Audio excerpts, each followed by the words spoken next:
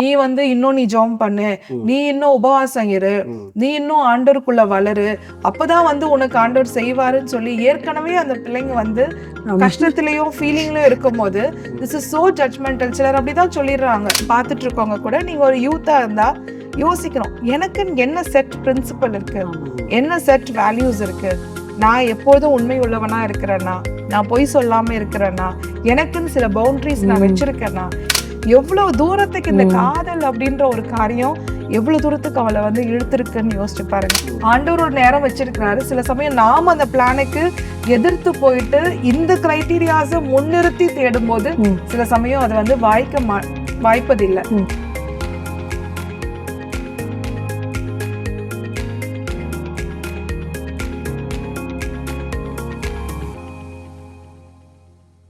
இப்போ நீங்கள் சொன்ன மாதிரி சோஷியல் ப்ரெஷர் ஒரு பக்கம் இருந்தாலும் சோஷியல் மீடியாவில் ஒரு அன்எக்ஸ்பெக்டட் ஒரு எக்ஸ்பெக்டேஷன்ஸ் இருக்கும். இப்போ இவங்களெல்லாம் மற்றவங்களெல்லாம் பார்த்துட்டு நாங்களும் இப்படி இருக்கணுன்ற ஒரு எக்ஸ்பெக்டேஷன்ஸ் இருக்கும்.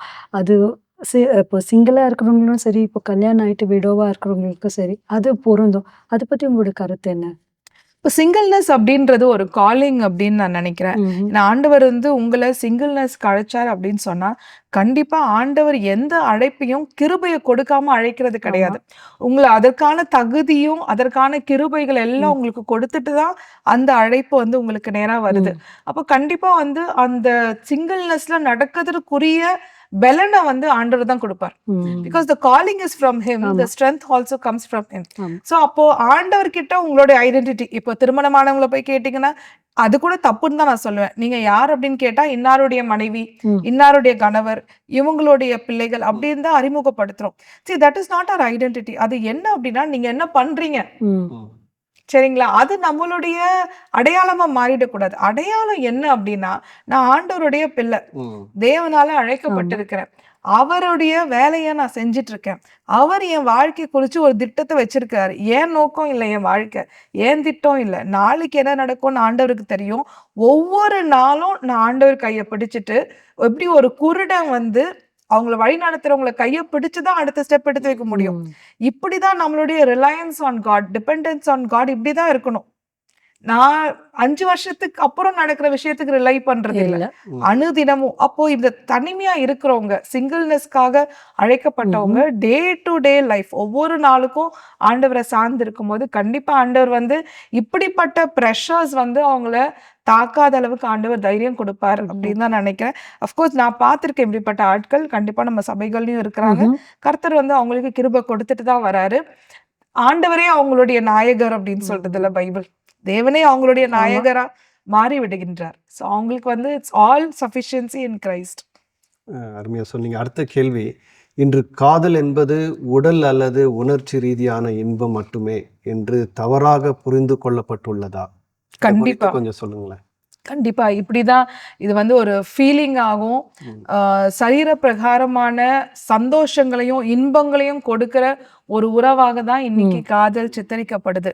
அதாவது வந்து பேசின உடனே அந்த அஃபேருக்கு அவங்க எஸ் சொன்ன உடனே அடுத்தது என்னதான் கேக்குறாங்க அப்படின்னு சொன்னா, எங்க போலாம், உங்க அப்பா அம்மா என்னைக்கு வீட்டுல இருக்க மாட்டாங்க, நீ எங்க என் கூட லாங் டிரைவ் வர. ஸோ இப்படிதான் அடுத்தடுத்த கட்டம் வந்து இந்த அதிவேகத்துல தான் போயிட்டு இருக்கு. இன்னொன்னு மறுபடியும் நான் சொல்றேன், முன்னாடி நாம வளர்ந்த நாட்கள்ல இருக்கிறதை போல சேஃபான சூழ்நிலை இப்ப கிடையாது. இப்போ வந்து நம்ம பாக்குறது, அதுவும் இப்போ ரீசெண்டா இருக்கிற அந்த எப்ஸ்டன் ஃபைல்ஸ் அந்த காரியங்களை பார்க்கும்போது எவ்வளவு தூரத்திற்கு மனிதர்கள் வந்து கேடாக மாறிவிட்டு இருக்காங்கன்னு பாக்குறோம். உலகம் வந்து அந்த ஆண்டவர் சொன்னதை போல சோதம் கொமோரா நோவாவின் காலத்துல இருந்ததுதான் ரிப்பீட் ஆகுது. So it's going worse and worse and worse. அப்போ உலகத்துக்கு ஒரு விடிவு காலம் கிடையாது. உலகம் வந்து இன்னும் மோசமாக, கேவலமாக, கேடு கெட்டதாக தான் அது போய்கொண்டே இருக்கும். இதுதான் ஆண்டவருடைய டிசைன். அப்போ இந்த காலத்துல வாழுறவங்க வந்து எவ்வளோ தூரத்துக்கு நம்ம வந்து ஜாக்கிரதையா இருக்கணும் அப்படின்றது ரொம்ப இம்பார்ட்டன்ட். ஆகவே இந்த உணர்வுகளின் அடிப்படையில ஃபீலிங்ஸ்க்காகவும் பிசிக்கல் பிளஷருக்காகவும் போற ஒரு உறவா காதல் இருக்கிறதுனால அது வேண்டாம் அப்படின்றது தான் என்னுடைய humble request to all the teenagers, adolescent, youngsters கூட அது வந்து ஒரு கமிட்டட் ரிலேஷன்ஷிப். நான் சொன்ன மாதிரி உங்களுக்கு தோணுதுன்னா, நீங்க மெச்சூர்டா இருக்கீங்கன்னா, நீங்க உடனடியா எல்லார்ட்டையும் சொல்ல முடியும், திருமணம் பண்ணிக்க முடியும் அப்படின்னா இட் இஸ் ஃபைன். அப்படி இல்லைன்னா கண்டிப்பா அதை அவாய்ட் பண்றது வந்து நிறைய காரியங்களிலிருந்து உங்களுடைய ஃபியூச்சரை, எதிர்காலத்தை பாதுகாக்கும். அப்போ வந்துட்டு அந்த ஒரு வேர்டு கமிட்மெண்ட், இப்போ கல்யாணம் ஆனவங்களும் சரி, அது லவ் பண்றவங்களும் சரி, இந்த கமிட்மெண்ட் இல்லைன்னா அந்த ரிலேஷன்ஷிப் சஃபர் ஆகுமா? கண்டிப்பா இது கண்டிப்பா. எப்படி ஒரு எக்ஸாம்பிள் சொல்ல முடியுங்களா? எதனா கமிட்மெண்ட் இல்லாத ஒரு ரிலேஷன்ஷிப் சரி, எப்படி இருக்கும்? நான் மறுபடியும் வந்து என்னுடைய கேஸ் ஸ்டடி ஒன்னே வந்து நான் சொல்லும்படியா விரும்புறேன். ஸோ இந்த பிள்ளை வந்து என்கிட்ட வரும்போது செகண்ட் இயர் வந்து காலேஜ் படிச்சுட்டு இருந்தா. அப்போ வந்து நல்ல ஒரு ப்ராட்டஸ்டன்ட் பார்ன் அகைன் பேரண்ட்ஸோடைய ஜெபிக்கிற ஒரு தாயோடைய பிள்ளை. ஆனா வந்து அவ இந்த இன்ஸ்டாகிராம்ல வந்து இன்ஃப்ளூயன்சர் லெவல்ல இருந்தா. அவளுக்கு வந்து என்கிட்ட வரும்போதே கிட்டத்தட்ட 20,000 ஃபாலோவர்ஸ் வந்து இன்ஸ்டாகிராம்ல இருந்தாங்க. ஸோ நிறைய வந்து அப்போ அந்த இன்ஸ்டாகிராம் மூலமாக அவளுக்கு ஒரு ஆண் வந்து அறிமுகமானா. நம்ம தேசத்தை சேர்ந்தவங்க இல்லை, எந்த இடம் நான் சொல்ல விரும்பல பிகாஸ் ஆஃப் பிரைவசிக்காக. ஸோ இன்னும் இன்னும் இந்த இந்த பையன் கூட வந்து ஒரு அஃபேர்க்குள்ள அந்த பிள்ளை போனா. அந்த பையன் வந்து அஃபேரோடு சேர்ந்து நிறைய ட்ரக்ஸ் எல்லாம் வந்து சொல்லி கொடுத்ததுனால கொஞ்சம் கொஞ்சமா வீட் ஸ்மோக்கிங் ஆரம்பிச்சு, சிகரெட் ஸ்மோக்கிங், ட்ரிங்கிங், இது எல்லாத்துக்குள்ள போக ஆரம்பிச்சது. இவளுக்கும் வந்து நிறைய அந்த இன்ஸ்டாகிராம் இன்ஃப்ளூயன்சர்னால வேற ஈவெண்ட்ஸ்க்கெல்லாம் அழைக்கப்பட்டு அது மூலமா பணம் கிடைச்சது. அந்த பணத்தின் வச்சுக்கொண்டு இப்படிப்பட்ட சிற்றின்பங்கள்ல ரொம்ப உள்ள போயிட்டு இது போக போக எப்படி போச்சு அப்படின்னா, ஒரு நாள் வந்து இது வந்து ஆண்டவர் தான் அந்த தருணத்தை கொண்டு வந்தாருன்னு நான் பிலீவ் பண்றேன். ஸோ ஒரு நாள் வந்து என்ன ஆச்சு அப்படின்னு சொன்னா, இவங்க ஒரு லேட் நைட் பார்ட்டியில இருக்கும்போது கண்டிப்பா இவங்களுக்குள்ள எல்லா உடல் உறவும் இருக்கதான் செஞ்சிருக்கோம். ஆப்வியஸ்லி அந்த ட்ரக்ஸோடைய இன்ஃப்ளூயன்ஸ்னால ஒரு லேட் நைட் பார்ட்டியில இருக்கும்போது என்ன ஆச்சு அப்படின்னு சொன்னா, இந்த பையன் வந்து அவளை வந்து மற்றவர்களோடு சேர்ந்து, அதாவது தனியாக இல்லாமல் ஒரு குழுவாக சேர்ந்து, அதை குரூப் செக்ஸ் அப்படின்னு சொல்றாங்க. அதுக்கு இந்த பிள்ளைய ஃபோர்ஸ் பண்ணும் போதுதான் அந்த ரியலைசேஷன் ஹிட். நம்ம எங்க போயிட்டு இருக்கோம், நம்ம யாரு, நம்ம எப்படிப்பட்ட குடும்பம், நம்ம எங்க போயிட்டு இருக்கோம். அப்போ இவ வந்து அதுல இருந்து வெளியே வரத்துக்கு இவ வந்து ரொம்ப போராடினா. ஆனா அந்த இடத்துல வந்து அவ கற்பழிக்கப்பட்டா. அந்த ட்ராமாக்கு அப்புறமா ஆண்டவர் வந்து முற்றிலுமா அவ வாழ்க்கை அன்னைக்கு there was a realization. ஆண்டவர் வந்து சில சமயம் விட்டுடுறாரு நம்மள. போக போக அவருடைய பேச்சை கேட்காம உள்ள போக போக துணிகரத்துக்குள்ள ஆண்டவர் விட்டுடுறாரு. அந்த விட்டது இப்படிப்பட்ட ஒரு மோசமான இடத்துக்கு அவ போயிட்டு அங்கிருந்து ரிட்டர்ன் வந்தவதான் இன்னைக்கு அவன் ஞானஸ்தானம் எடுத்து ஆண்டவருடைய ஊழியத்தை அவ செஞ்சிட்டு இருக்கா. இன்னைக்கு போஸ்ட் கிராஜுவேஷன் படிச்சுட்டு இருக்கா. See what a transformation. இதுல வந்து இந்த டிரான்ஸ்ஃபர்மேஷன் மட்டும் கிடையாது, எவ்வளவு தூரத்துக்கு இந்த காதல் அப்படின்ற ஒரு காரியம் எவ்வளவு தூரத்துக்கு அவளை வந்து இழுத்துருக்குன்னு யோசிச்சு பாருங்க. அப்ப இவ்வளவு டேஞ்சர் இருக்கிறது. And நம்ம கமிட்மெண்ட் நினைக்கிறோம், ஆனா அது ஆமா கரெக்ட். அந்த கேள்வி மன்னிச்சுக்கொள்ளுங்க. அது கமிட்மெண்ட் அதுல இல்ல. ஒரு உடன்படிக்கையின் உறவு இல்லாததுனால கண்டிப்பா இருக்காது. திருமணத்துக்கு முந்தின உறவுகள்ல உடன்படிக்கையும் கமிட்மெண்ட்டும் கிடையாது. அது வந்து இப்படிதான் நாசமா தான் கொண்டு போகிறது. அப்போ இந்த நீண்ட கால உறவுக்கு உடனடி திருப்தி ஏன் ஆபத்தானது, இதை பத்தி நீங்க சொல்லுங்க. கண்டிப்பா அந்த உடனடி திருப்திக்காக போகும்போது எதுவுமே வந்து, அதாவது பைபிளே ஒரு வசனம் இருக்குல்ல, பிஃபோர் த டைம், காலத்திற்கு முன்பாகவே வந்து நம்ம அந்த லவ் வந்து ஸ்டர் பண்ணக்கூடாது. டோன்ட் ஸ்டர் த லவ் பிஃபோர் டைம் அப்படின்னு பைபிள்ல சாங் ஆஃப் சாலமோன்ல நம்ம வாசிக்கிறோம்.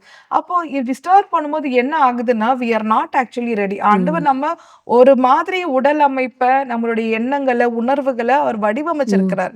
அப்ப அது இல்லாம காலத்திற்கு முன்பாகவே இதை போல ஷார்ட் டேர்ம் பிளஷர்ஸ்க்காக உள்ள போகும்போது கண்டிப்பா அதனால வர கான்சிக்வன்சஸ் நம்ம முந்தின கேள்வியிலேயே பார்த்தோம்.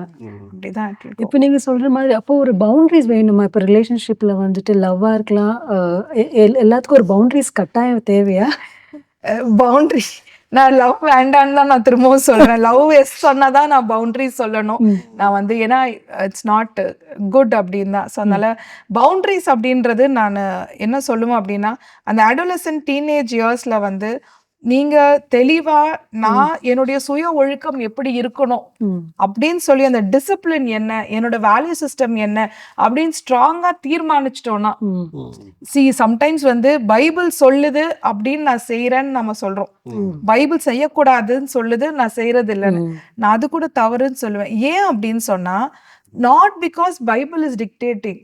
இது வந்து ஆண்டவரோட இருக்கிற லவ் ரிலேஷன்ஷிப்காக நான் பைபிள் சொல்றத கீழ்படிறேன். டிஃபரன்ஸ் தெரியுது இல்ல? சோ இது ஒரு ரிச்சுவலா மாறிட முடியும். 1 2 3 4 Bible is saying I'm doing அப்படின்றது sometimes it's a ritual. But ஆனா ஆண்டவர் என்ன சொல்றாரு, அன்பா இருக்கிறவன் என்ன பண்ணுவான், என் வார்த்தைகளுக்கு கீழ்ப்படிவான். ஸோ ஆண்டவரோட நம்மளுக்கு அந்த லவ் ரிலேஷன்ஷிப் ஏற்பட்டு அதிநிமித்தமாக நாம அவருடைய உடன்படிக்கைக்கு, கட்டளைகளுக்கு, எல்லாத்துக்கும் நம்ம செவி கொடுத்தோம் அப்படின்னா எது வந்தாலும் we will not be shaken. ஆமா, கரெக்ட். அப்போ இதுதான் வந்து நம்மளுக்கு என்ன கொடுக்குது அப்படின்னு சொன்னா, நான் இது செய்வேன், இது செய்ய மாட்டேன் அப்படின்னு நானே எனக்கு தீர்மானிக்கிறேன். அப்போ ஒவ்வொரு வாலிப பிள்ளையும் யோசிக்கணும். இதை பார்த்துட்டு இருக்கவங்க கூட நீங்க ஒரு யூத்தா இருந்தா யோசிக்கணும், எனக்கு என்ன செட் பிரின்சிபல் இருக்கு, என்ன செட் வேல்யூஸ் இருக்கு, நான் எப்பொழுதும் உண்மை உள்ளவனா இருக்கிறேன்னா, நான் பொய் சொல்லாம இருக்கிறேன்னா, எனக்குன்னு சில பவுண்டரிஸ் நான் வச்சிருக்கேன்னா, இது எல்லாம் எதனுடைய அடிப்படையிலன்னா, not because society says, not because the religion says, it's because I love the lord and this is what the Lord expects from me. நான் ஆண்டவரை நேசிக்கிறேன், நான் நேசிக்கிற ஆண்டவர் என்கிட்ட இதெல்லாம் எதிர்பார்க்கிறாரு, அதனால நான் செய்யும் போது then the boundaries are automatically established. Doctor, அடுத்த கேள்விக்கு நம்ம போலாம். மரியாதை மற்றும் சுய கட்டுப்பாடு அன்பை மட்டுப்படுத்துவதற்கு பதிலாக அதை எவ்வாறு பாதுகாக்கின்றன?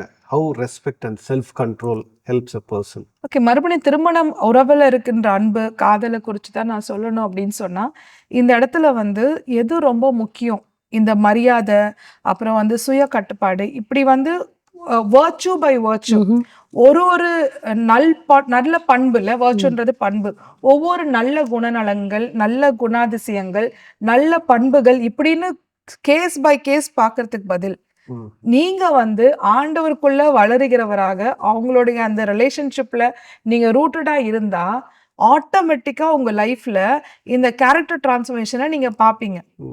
சரி, நான் எவ்வளோ நேரம் ஜெபம் பண்றேன், எவ்வளோ நேரம் நான் ஃபாஸ்டிங் இருக்கிறேன், எத்தனை அதிகாரம் பைபிளை படிக்கிறேன், எத்தனை முறை பைபிளை படிச்சிருக்கேன், இது வந்து யாட் ஸ்டிக் கிடையாது. நீங்களும் நானும் ஒரு நல்ல கிறிஸ்தவலா அப்படின்றதுக்கு இது எதுவுமே யாட் ஸ்டிக் கிடையாது.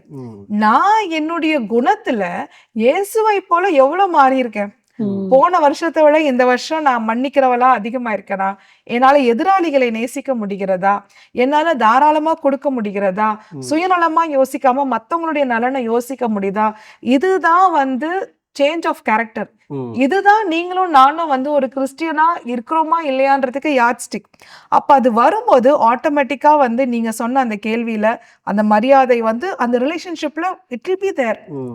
இது தனியா நான் மதிக்கணும்னு, நான் என் மனைவியை மதிக்கணும், என்ன ஸ்டெப் 1 ஸ்டெப் 2 ஸ்டெப் 3 4ன்னு நீங்க பிராக்டிஸ் பண்ண வேண்டிய அவசியம் இல்லை. அப்படி பண்ணீங்கன்னா அது வெறும் பிஹேவியர் சேஞ்ச்.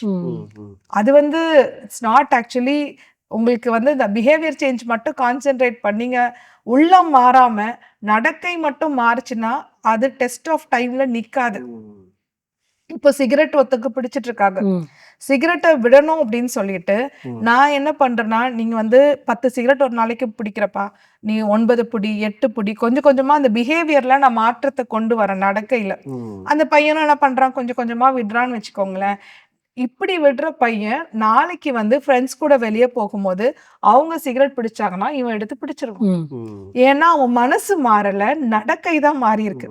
அப்ப நம்ம மனசு மாறணும், நம்முடைய இருதயம் வந்து ஆண்டவரை போல மாறும்போது ஆட்டோமேட்டிக்கா என்ன பாப்பீங்க அப்படின்னு சொன்னா, இந்த ஒரு குணமா இது நான் இருக்கேனா, இதுல மாறி இருக்கேனா அப்படின்னு கிடையாது. Everything will change, your character will change. நல்லா அழகா சொன்னீங்க, கேரக்டர் சேஞ்ச் ஆகணும். இப்போ நீங்க சொன்ன முதல் இப்போ இந்த கேள்விக்கு முன்னாடி ஒரு வார்த்தை சொன்னீங்க இல்லைங்களா, கர்த்தருக்கு நம்ம எப்போதெல்லாம் எஸ் சொல்லணும், இது சொன்னா நம்ம ஆண்டுக்கு கீழ்ப்படியணும். நம்ம வாழ்க்கையில கூட சில கேள்விக்கு ஒரு எஸ் சொல்லணும், நோ சொல்லணும். இப்போ வந்துட்டு ஆண்டுக்கு பிடிச்ச காரியம் இருக்குது, பிடிக்காத காரியம் இருக்குது. ஸோ எப்பெல்லாம் ஒரு யங்ஸ்டர்ஸ்க்கு அட்வைஸ் கொடுக்கணும், நீங்கள் ஒரு எப்படி கொடுக்கணும்னா, எந்த ஒரு விஷயத்துக்கு நம்ம நோ சொல்லலாம், எந்த விஷயத்துக்கு எஸ் சொல்லலாம், அதை பத்தி சொல்றீங்களா? Again this is behavioural change. நீங்க சொல்றது பிஹேவியரல் கரெக்ஷன். இது எது வரைக்கும் செட் ஆகும்னா சிந்தியா, இட் இஸ் ஒன்லி டில் நீங்க டீனேஜ் இயர்ஸ் என்டர் ஆகிற வரைக்கும். அது வரைக்கும் அந்த பிள்ளைங்களுக்கு நம்ம சொல்லலாம், நீ வந்து குட் டச் பேட் டச் பத்தி உனக்கு தெரியணும், நீ வந்து எப்போ கிராஸ் பண்ற எல்லாம் உனக்கு தெரிஞ்சிருக்கணும். ஸோ இதெல்லாம் வந்து அந்த பிள்ளைங்களுக்கு சொல்லி கொடுக்கலாம். So that will help. ஒரு 4 ரூல்ஸ் சொல்லலாம். இப்போ ஆப்போசிட் செக்ஸ்ல ஒரு பையன் கூட வந்து நீ க்ளோஸா உட்காரக்கூடாது, பிசிக்கலா டிஸ்டன்ஸ் வச்சுட்டு உட்காரணும், இதெல்லாம் சொல்லலாம். பட் ஆனா 13 இயர்ஸ்க்கு மேல இருக்கிறவங்களுக்கு இந்த மாதிரி வெறும் கோட் ஆஃப் கான்டக்ட்னு சொல்றாங்கல்ல, அது மட்டும் கொடுக்கறதுனால எதுவும் மாற போறது கிடையாது. அப்ப நான் சொன்ன மாதிரி டெஸ்ட் ஆஃப் டைம் வரும்போது, அவங்க ஒரு நெருக்கத்துல இருக்கும்போது, எல்லாரும் ஒரு விஷயத்த பண்றாங்க, ஒரு டூருக்கு போறாங்கன்னு வச்சுக்கோங்களேன். அப்போ நைட்ல வந்து டிராவல் பண்ணிட்டு வராங்க திரும்ப. எல்லாரும் தப்பு பண்றாங்கன்றப்போ, எது இவங்கள பாதுகாக்கும் அப்படின்னு சொன்னா, இந்த ரூல்ஸ் கிடையாது. அவங்க மனசு வந்து மாறி இருக்கணும். அவங்க மனசு வந்து என்ன ஆனாலும் நான் இதை செய்ய மாட்டேன். It is not worthy of me. இந்த காரியம் பவுல் சொன்னதை போல எனக்கு தகுதியா இராது. எல்லாவற்றையும் எனக்கு செய்ய அதிகாரம் உண்டு. எல்லாத்தையும் நான் அனுபவிக்கவும் முடியும். ஆனா எனக்கு இது தகுதியா இருக்குமா? கிடையாது. யோசேஃபை போல ஆமா ஆமா. நல்ல எக்ஸாம்பிள் அது நீங்க சொன்னீங்க. எப்போ நோ சொல்லணும்னா கர்த்தருக்கு இந்த காரியம் பிடிக்காது, அவ்வளவுதான், வேண்டாம். அவ்வளவுதான்.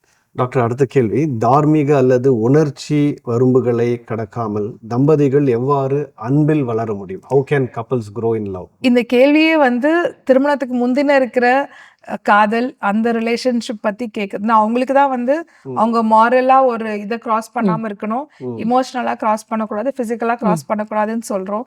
ஆனா மறுபடியும் வந்து அப்படிப்பட்ட உறவுல வந்து இது சாத்தியம் இல்லைன்னு தான் நான் சொல்லுவேன். அகெயின் நம்மளுடைய பழைய ஆன்சர் படி இந்த ரிலேஷன்ஷிப்ல கமிட்மெண்ட் கிடையாது, எந்த விதமான உடன்படிக்கை கிடையாது. அது இல்லைன்றப்போ இந்த கோடை மட்டும் போடுறதுனால அது வந்து அதை ஃபாலோ பண்ணணுன்றதுக்கு வாட் இஸ் த மோட்டிவேஷன்? இப்போ சில பேர் இதை கேட்டுட்டு இருக்கவங்க சொல்லலாம், நான் கிறிஸ்டியன் தான், ஒரு கிறிஸ்டியன் பிள்ளைய தான் நான் வந்து காதலிக்கிறேன்.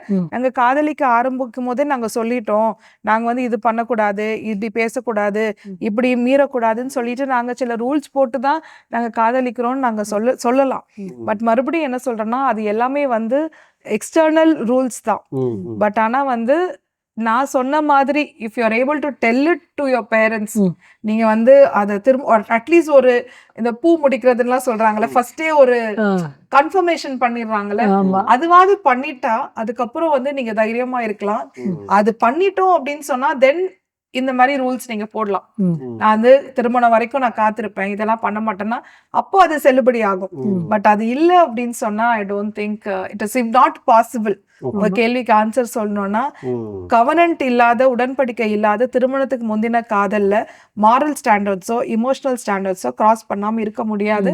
கண்டிப்பா அதுக்கான சமயம் வாய்க்கும் போது எல்லாமே இருந்துச்சு அப்படின்னு சொன்னா கண்டிப்பா we will cross. இப்போ நம்மளோட மெயின் தீமே வந்துட்டு வேலண்டைன்ஸ் டே. இப்போ வேலண்டைன்ஸ் டே எடுத்துட்டாலே காதலர் தினம் தான் கான்சன்ட்ரேட் பண்ணுவோம். பட் ஆனால் தள்ளப்பட்ட மக்கள் என்னென்னா சிங்கிள்ஸ் இருப்பாங்க இல்லையா, அவங்களுக்கு ஒரு செல்ஃப் ஒர்த், ஐயோ நம்ம இன்னைக்கு இந்த நாள் கொண்டாட முடியலையே அப்படின்னு ஃபீல் பண்ணக்கூடிய நபர் இருக்கிறாங்க. நிறைய பேர் வந்து டிப்ரெஷனில் ஆளாகிறவங்க கூட இருக்கிறாங்க. ஸோ நம்ம இந்த செல்ஃப் ஒர்த்தை எப்படி மீண்டும் புதுப்பிச்சுக்கலாம்? இல்லைன்னா இந்த சிங்கிள்ஸ்ன்னு சொல்கிறாங்க இல்லையா, இப்போ 80s 90s கூட கிட்ஸ் கல்யாணம் ஆகாத சிங்கிள்ஸாக இருக்காங்க. அவங்களுக்கு வந்துட்டு waiting period is not a wasting period. So அதை பற்றி உங்களோட கருத்து என்ன? அது செல்ஃப் ஒர்த்தை கொண்டு வர முடியுமா, இல்லை அது வர்த்தா நம்ம வெயிட் பண்ணுறது? சிங்கிள்ஸ்க்கு ஒரு அட்வைஸ்.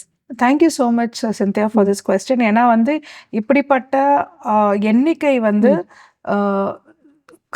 வெரி சேட்லி அது வந்து ரொம்ப அதிகமாயிட்டு தான் போகுது. இப்படிப்பட்ட இருக்கிறவங்க வந்து கால்டு ஃபார் சிங்கிள்னஸ் கிடையாது, அவங்க திருமணத்துக்காக காத்திருக்கிறாங்க. இன்னும் ஏற்ற நேரம் வந்து ஆண்டவர்கிட்ட இருந்து வரல அப்படின்னு தான் நான் சொல்லுவேன். ஏன்னா ஒன்ஸ் நம்முடைய வாழ்க்கையை ஆண்டவருக்கு ஒப்பு கொடுத்துட்டோம்னா அவருடைய காலத்துல, அவருடைய பீரியட் ஆஃப் டைம், அவருடைய டைரக்ஷன்ல கட்டாயம் எல்லாமே நடக்கும். ஏன்னா அந்த காத்திருக்கிற பிள்ளைகள் வந்து கண்டிப்பா இனிமேல் அவங்க பிறக்க போறது கிடையாது. உங்களுக்கான கணவரை, வாழ்க்கை துணை ஏற்கனவே ஆண்டவர் உண்டாக்கி வச்சிருக்கிறாரு. அந்த சமயம் ஏன் அப்படின்றது ஒரு மிஸ்ட்ரி. ஏன் திருமணம் தடையாகுது, காலதாமதம் ஆகுதுன்றது ஒரு மிஸ்டரி. அது ஒரு ரகசியமாக தான் இருக்கிறது. சில இடங்கள்ல நான் பார்க்கும்போது ஐ ஃபீல் இன்னும் வந்து நம்ம முன்னாடி பேசின கேள்வி மாதிரி எதை பேஸ் பண்ணி மாப்பிள்ளையோ பொண்ணையோ தேடுறாங்கன்றது ரொம்ப சேஞ்ச் ஆயிட்டு வருது. இப்போ நிறைய கிரைட்டீரியாஸ் வச்சிருக்கிறாங்க. ஃபார் எக்ஸாம்பிள் ஃபினான்ஸா இருக்கலாம், வீடு, சொந்த வாகனம், அப்புறம் ஒரு ஸ்டேட்டஸ் இன் சொசைட்டி. ஸோ இதெல்லாம் பொறுத்து தான் வந்து அந்த வரனை தேடுறாங்க. அப்படின்னா அது கூட ஹியூமன் மிஸ்டேக்ஸ்ன்னு சொல்லலாம்ல, ஹியூமன் எரர்ஸ். ஆண்டவர் ஒரு நேரம் வச்சிருக்கிறாரு. சில சமயம் நாம் அந்த பிளானுக்கு எதிர்த்து போயிட்டு இந்த கிரைட்டீரியாஸை முன்னிறுத்தி தேடும் போது சில சமயம் அது வந்து வாய்ப்பதில்லை. ஸோ இவங்க என்ன பண்ணலாம் அப்படின்னா, முதலாவது வந்து completely surrender your life to God. இவங்கள வந்து ஜட்ஜ் பண்ணக்கூடாது. நாம என்ன சொல்லக்கூடாதுன்னா, நீ வந்து இன்னும் நீ ஜெபம் பண்ணு, நீ இன்னும் உபவாசம் இரு, நீ இன்னும் ஆண்டவருக்குள்ள வளரு, அப்பதான் வந்து உனக்கு ஆண்டவர் செய்வாருன்னு சொல்லி ஏற்கனவே அந்த பிள்ளைங்க வந்து கஷ்டத்திலையும் ஃபீலிங்லயும் இருக்கும்போது திஸ் இஸ் சோ ஜட்ஜ்மெண்டல். சிலர் அப்படிதான் சொல்லிடுறாங்க. இவங்களுக்கு மட்டும் இல்ல, குழந்தை டிலே ஆகுது அப்படின்னு சொன்னா அவங்க கிட்டயும் போயிட்டு நீ இன்னும் இது பண்ணு அது பண்ணு. Such a judgemental statement. It breaks their heart. நம்ம கிறிஸ்துவின் அன்பை காட்டுறதுக்கு தான் நம்ம சபையில இருக்கிறோமே தவிர மத்தவங்கள நியாய தீர்க்கிறது கிடையாது. எஸ்பெஷலி இந்த மாதிரி சைட் லைன்ட் பீப்புள்ல நம்மளுடைய அந்த விஷன் ஆஃப் ஃபீல்ட் ஆஃப் விஷன்ல மாட்டாம ஒதுங்கி நிக்கிற சைட் லைன் பீப்புள் இவங்க எல்லாரும். சில ஆசீர்வாதங்கள் அவங்களுக்கு தாமதமாகிறது. அப்போ அவங்க மேல எப்படி ஒரு தாய் வந்து ஒரு 4 குழந்தை இருக்கும்போது எந்த குழந்தை வந்து சரீர பலவீனமோ அடிக்கடி வியாதிப்படுதோ இல்லைன்னா படிக்க முடியாத பிள்ளையோ அந்த பிள்ளைய தான் அந்த தாய் அதிகமா பார்ப்பாங்க. அப்போ வந்து சர்ச் லீடர்ஷிப்ல இருக்கிறவங்க இவங்க எல்லாரையும் குரூப்பா நம்ம பிரிக்கிறோம். ஒரு இப்ப திருமணமான தம்பதிகள், இல்லைன்னா வந்து பெண்கள், இல்லைன்னா வந்து வயோதிபர்கள், இப்படி எல்லாம் நம்ம குரூப்ஸா பிரிக்கும் போது இந்த கூட்டம் வந்து நம்மளுக்கு பலவீனமான கூட்டமா தெரியணும். இவங்க மேலதான் நம்மளுடைய ப்ரையாரிட்டி இருக்கணும். திருமணம் தாமதமாகிறவர்கள், குழந்தை வந்து தாமதமாகிறவர்கள், இப்படிப்பட்ட ஆசீர்வாதங்களை காத்திருந்து ஏற்கனவே மனச்சோர்வுல இருக்கிற அவங்கள இன்னும் வந்து வார்த்தைகளால நம்ம காயப்படுத்தக்கூடாது.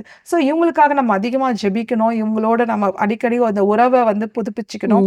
இவங்களுக்கு வந்து என்ன அப்படின்னா, கண்டிப்பா நீங்க சொன்னதை போல ஐடென்டிட்டி இன் கிரைஸ்ட் அதை வந்து அவங்க பிடிச்சுக்கிட்டாங்க அப்படின்னு சொன்னா இன்னும் ஆண்டவரோட இருக்க உறவுல மறுபடியும் நான் ஜட்ஜ்மெண்ட் எல்லாம் அவங்களுக்கு ஆண்டவரோட உறவு இல்லைன்னு நான் சொல்லல.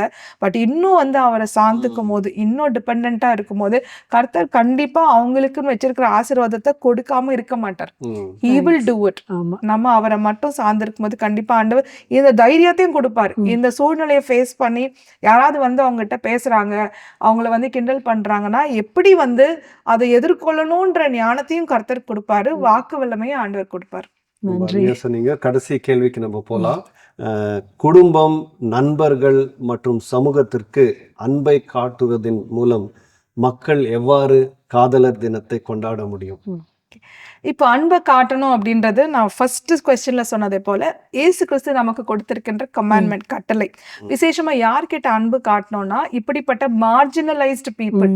இந்த சிறியரில் ஒருவருக்கு ஒரு கலசம் தண்ணீர் கொடுத்தீர்கள் என்றால், ஏன்னா இந்த மார்ஜினலைஸ்ட் பீப்புள் மேலதான் ஆண்டவர் ரொம்ப அவங்களை நேசிக்கிறார், திக்கற்றவர்களையும் விதவைகளையும். ஸோ இந்த அன்பை விசேஷமாக கொண்டாடுற இந்த நாள்ல வந்து நம்ம கிறிஸ்துவின் அன்பை நம்மை சுற்றிலும் இருக்கிற உலகத்திற்கு நம்ம காண்பிக்கிறதுக்கு ஒரு நாளா நம்ம எடுத்துக்கலாம்.